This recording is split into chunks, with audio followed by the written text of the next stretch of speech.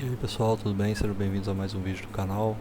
Hoje a gente continua falando sobre convecção natural e depois de ter falado sobre as equações que nós obtemos diretamente, né, para a convecção natural em uma placa plana, hoje a gente vai falar sobre as correlações empíricas que podem ser obtidas. Tá?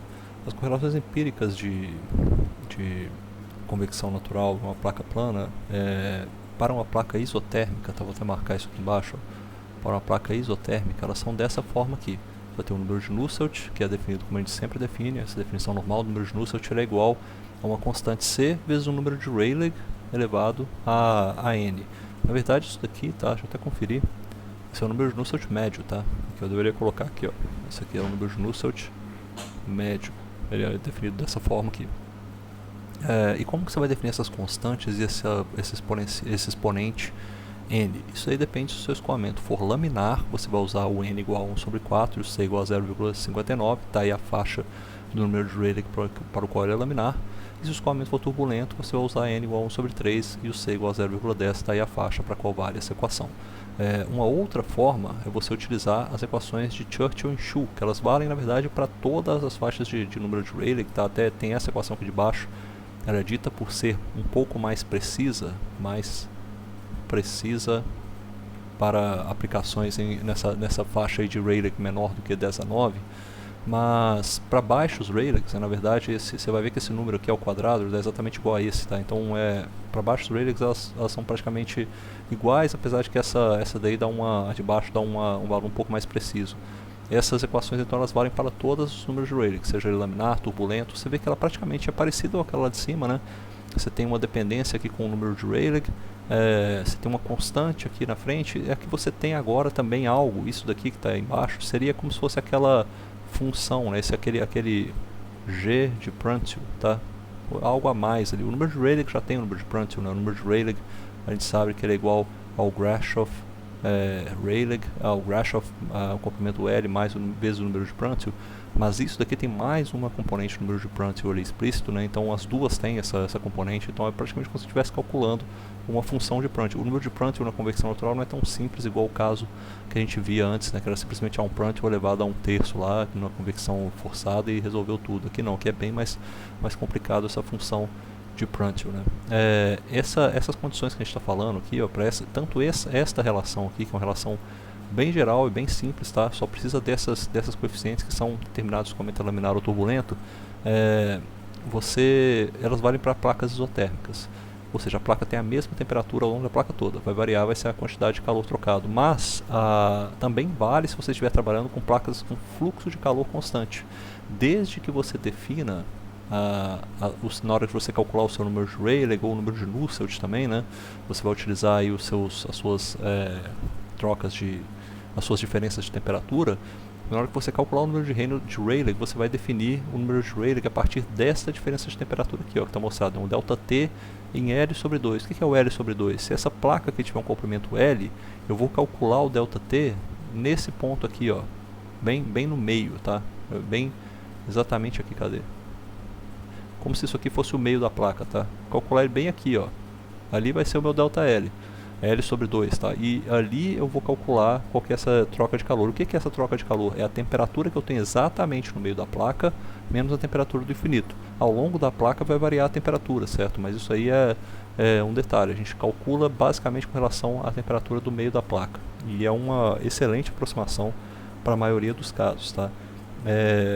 No geral, a gente calcula usando esses fatores aí para usar. Você pode usar tanto essa correlação aqui quanto essas correlações aqui de baixo. Você vai calcular da mesma forma, utilizando esse ΔT no meio da placa, se o caso for de fluxo de calor constante, o caso de QS linha constante, tá?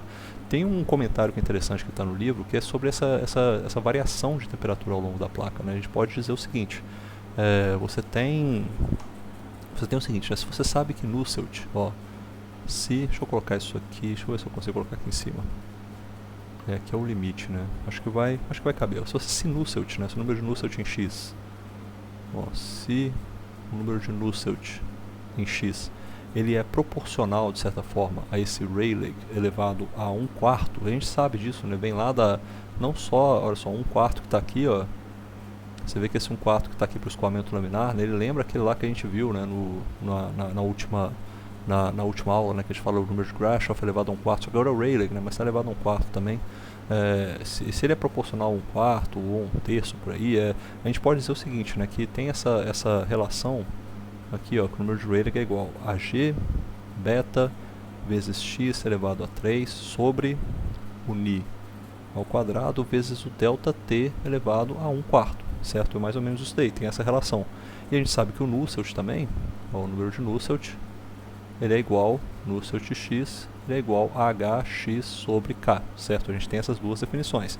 E também sabemos que o h, pela lei do resfriamento de Newton, é igual ao fluxo de calor, que no nosso caso é constante, dividido pela essa diferença de temperatura. Então a gente pode substituir uma coisa dentro da outra, a gente vai ficar com isso aqui, ó. Vamos escrever que o nosso número de Nusselt, o Nusselt em x, ele é igual ao fluxo de calor, que é constante, vezes x, tá? Eu troquei ele aqui, vou jogar embaixo o delta t e o k dele aqui, ó, o k do fluido, tá? Então substituindo isso daí, eu posso substituir então esse número de Nusselt com esse número de Rayleigh aqui, vai dar o seguinte, ó, eu sei então que o fluxo de calor multiplicado por x dividido por k vezes delta t, ele é proporcional, de certa forma, a essa... Será que eu preciso usar esse tipo? Vou usar, vou acabar usando isso aqui, ó, um g beta de x elevado... Isso aqui está tudo elevado a 1/4, não esqueci disso aqui, ó, isso aqui tudo elevado a 1 sobre 4, tá? Isso aqui tudo x elevado a 3, isso tudo aqui dividido por Ni ao quadrado, elevado a 1/4, e esse delta t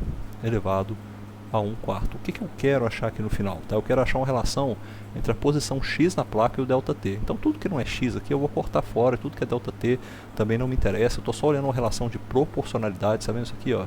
Relação de proporcionalidade, não estou interessado em igualdade, não, estou interessado em proporcionalidade. Então eu vou ficar com isso aqui, eu vou ficar no final, eu fico com x sobre um delta t, é proporcional, de certa forma, a um x elevado a 3/4 vezes um delta t elevado a 1/4, certo?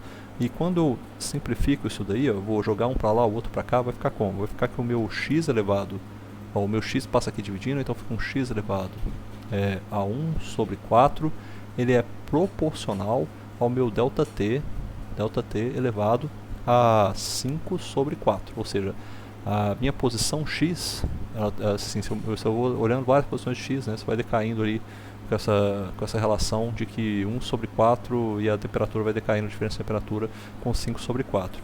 É a mesma coisa que eu escrever isso aqui, ó, que a minha temperatura, eu posso jogar esses potenciais aqui de um lado para o outro, ao invés de falar desse jeito confuso que eu falei, eu vou falar o seguinte, ó, que a temperatura, a diferença de temperatura que eu estou analisando, ela é proporcional à posição x da placa elevado a 1 sobre 5, ou seja, ela decai muito lentamente, essa diferença de temperatura da placa. É aquele decaimento quase decaimento que a gente via, né, da temperatura, não, era do coeficiente de transferência de calor para escoamentos turbulentos, você lembra? É 1 sobre 5, o negócio cai muito lentamente.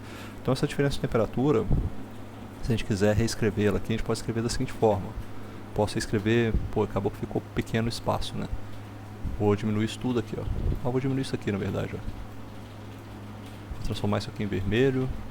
Vou jogar isso aqui para cima. Eu vou fazer isso aqui, ó. Diminuir isso aqui. Eu vou encaixar isso aqui. E aí eu vou trazer tudo isso aqui lá para cima. Aí vai abrir um espacinho para mim. Tá ótimo. Aí, ó, beleza. Tá aí. Essa aí é o que eu queria fazer. Porque daí eu vou ficar com isso aqui, ó. Eu tenho como comparar, na verdade, fazer uma análise de comparação, né, entre essas distâncias, essas diferenças de temperatura com relação a essa temperatura no ponto médio, né? Eu posso pegar aqui, ó, calcular o meu delta t dividido por x elevado a 1 sobre 5 é igual ao delta t, exatamente calculado nesse comprimento médio da placa, dividido pelo comprimento médio da placa, L sobre 2, elevado a 1 sobre 5, certo? Isso aí vai valer. Se o meu delta t tem essa relação de proporcionalidade com x, eu vou ter essa relação de proporcionalidade aí que eu posso usar para qualquer ponto em x. Então isso indica que se o meu delta t em x, a minha diferença de temperatura, em qualquer ponto de x, se a gente resolver isso aqui, necessariamente vai dar isso aqui, ó. Vai dar 1.15 vezes x sobre L, isso aqui elevado a 1 sobre 5, vezes o delta t exatamente em L sobre 2. Ou seja, baseado na relação que eu tenho ali para essa diferença de temperatura no meio da placa, eu posso conseguir descobrir a temperatura em qualquer ponto da placa. Só que o decaimento a gente vê é muito lento. Decai com x elevado a 1 sobre 5 e multiplicado por 1,15, então é bem lentinho mesmo. E essa relação que ela também vale, tá? Você pode usar ela para cilindros que estiverem esticados, desde que você tenha uma relação em que o diâmetro desse externo desse cilindro seja muito maior do que a espessura da camada limite. Isso é falado lá no livro, vocês podem dar uma olhada depois, que essa relação também vale, beleza? A gente continua na próxima aula. Um abraço, pessoal, até mais.